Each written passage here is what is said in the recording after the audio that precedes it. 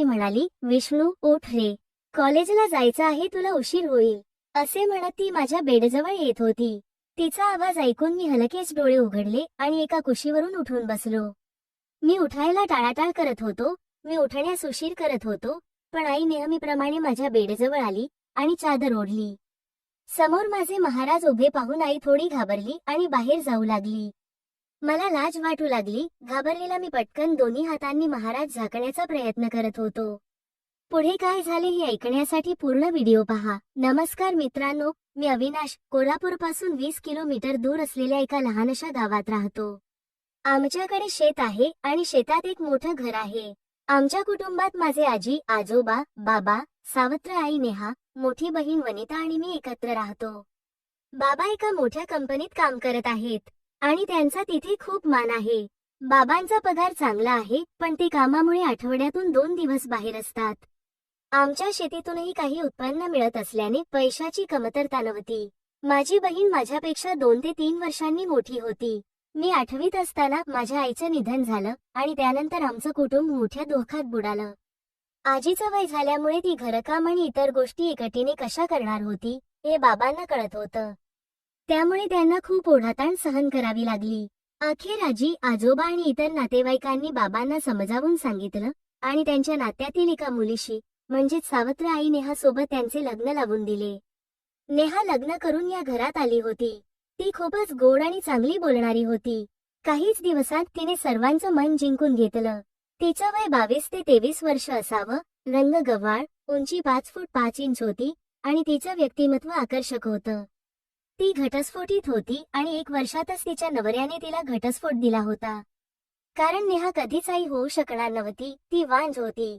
हे कळल्यावर सर्वत्र तिच्या बाबतीत चर्चा सुरू झाली आणि त्यामुळे कोणीही तिच्याशी लग्न करण्यासाठी तयार नव्हते. बाबांना तिच्याशी लग्न करण्याची आवश्यकता नव्हती, पण आजी आजोबांना घराच्या आणि आमच्या देखभालीसाठी एक सुनेची गरज होती. नेहा त्या गरजेची पूर्तता करणारी होती. नेहा सर्वांसोबत सहजतेने आणि हसत खेळत राहायची. कधीच तिने आम्हाला सावत्र म्हणून वागवलं नाही.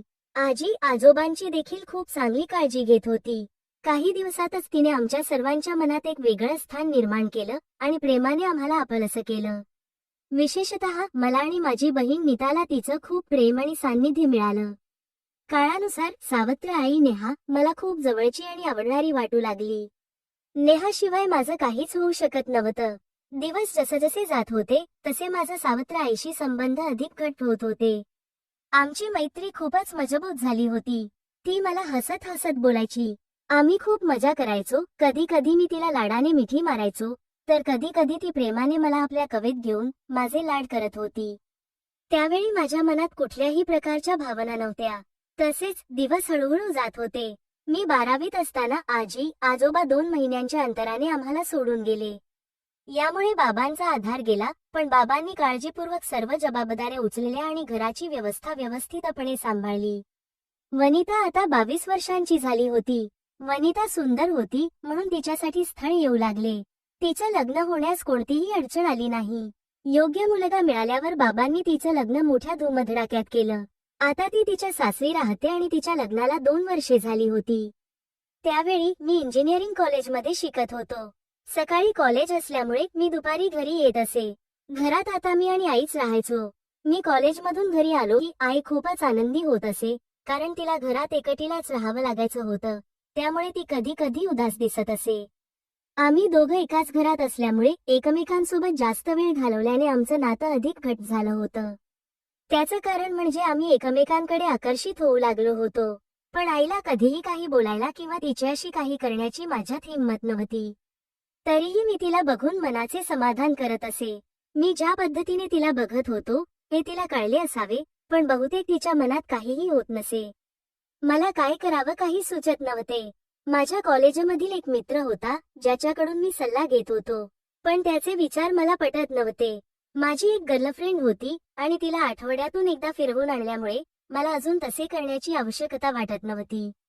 एका दिवसाची गोष्ट आहे. बाबा ऑफिसला गेले होते आणि आई नेहमीप्रमाणे मला उठवण्यासाठी माझ्या रूममध्ये आली होती. मी झोपताना फक्त ब्रीफ घातले होते आणि अंगावर चादर ओढली होती.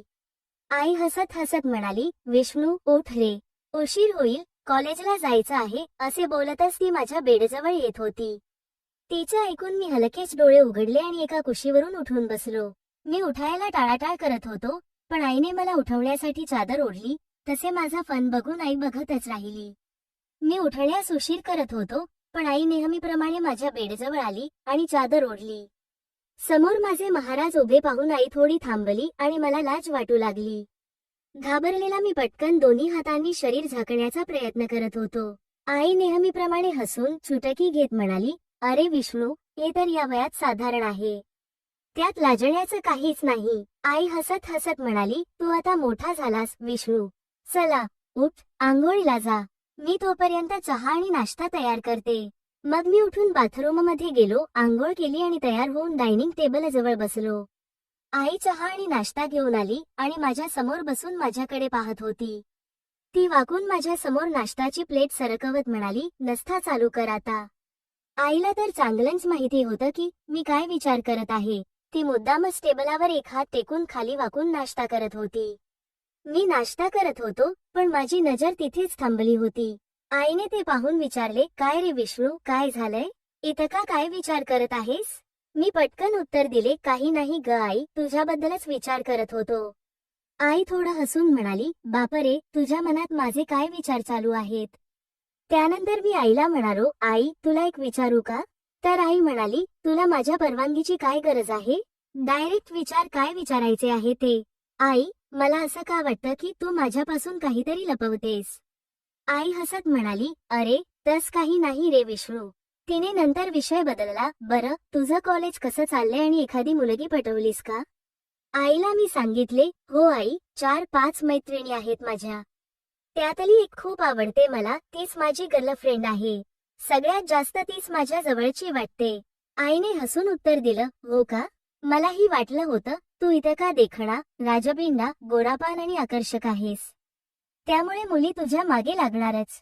माझ्या चेहऱ्यावर हसू आले, पण आई पुढे म्हणाली, तू माझा बॉयफ्रेंड असतास तर किती आनंद झाला असता. मी थोडा गोंधळलो आणि म्हणालो, आई, हे काय? अजून किती हरभऱ्याच्या झाडावर चढवणार आहेस मला? आम्ही दोघं मोकळेपणाने बोलत होतो आणि नाश्ता करत होतो. तेव्हा आई हसत म्हणाली, ठीक आहे, आता तू माझा बॉयफ्रेंड आहेस. आईने पुढे विचारले, तुमची मैत्री फक्त मैत्री आहे की त्यापुढे काही आहे? तुम्ही एकांतात तसले काही केलं का? मी थोडा गोंधळलो, हो आई, आम्ही मैत्रीच्या पलीकडे जाऊन खूप काही केलं. आईने गोड हसून विचारलं, तुझ्या गर्लफ्रेंडला तुझ्यासारखा बॉयफ्रेंड मिळालाय. ती खूप भाग्यशाली आहे. तिच्या शब्दांत असलेली नाराजी मला जाणवली आणि मी तिला विचारलं, काय झालं ग आई? नीट सांग. आईने थोडा वेळ विचार केल्यानंतर, काही नाही रे विष्णू, तुला कॉलेजला उशीर होईल, तू निघ, मला काही वेळ शांततेत बसायचं आहे. मी उठून कॉलेजला निघालो. कॉलेजला जायच्या आधी आईने मला मिठी मारली आणि मला म्हणाली, तू निघ आता, आधीच उशीर झाला आहे. तिच्या मिठीत एक वेगळीच भावना होती. माझ्या नजरेत तिला पाहत असताना आई लाजली आणि तिचा चेहरा लाल झाला. मी ते पाहिलं आणि तिला बाय म्हणून कॉलेजला निघालो. मुलींसोबत मैत्री असणे आणि मुलीला आदर देणे खूप महत्त्वाचे आहे. आईच्या गोष्टी आणि तिच्या भावना समजून घेत, तिच्या मनातील विचार जाणून घेणे हे आपल्या नात्याचं एक महत्त्वाचं अंग आहे. आणि आमच्या नात्यात अशीच मैत्री फुलत गेली. मित्रांनो, कथा आवडली असेल तर आपल्या चॅनलला सबस्क्राईब करा आणि कथा कशी वाटली हे कॉमेंटमध्ये नक्की सांगा.